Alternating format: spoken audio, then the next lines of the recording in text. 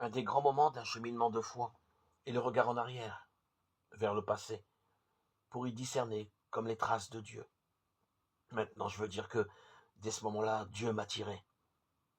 Il peut s'agir d'une expérience religieuse qui a marqué l'enfance ou l'adolescence. C'était le soir, devant la mer, j'étais saisi par l'immensité de l'océan et la beauté de la lumière. Il peut s'agir d'une blessure morale durable. J'étais celle qu'on n'aimait pas. Ce fut peut-être une curiosité, il se disait croyant, et personne ne savait m'expliquer ce que c'est être croyant. Ou bien ce fut l'appel, discret mais fort, d'un témoignage, d'un témoin.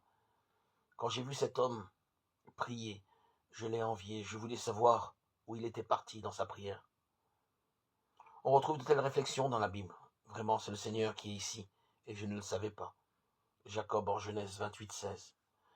Notre cœur ne brûlait-il pas en nous, tandis qu'il nous parlait en chemin et nous ouvrait les Écritures? Les disciples d'Emmaüs, Luc 24:32. Dieu nous a rejoints, comme le Christ qui abordait incognito les disciples d'Emmaüs, le Seigneur.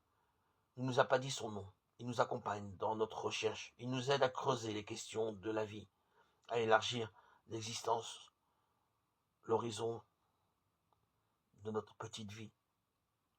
Il nous apprend la confiance en nous-mêmes, l'ouverture à l'autre.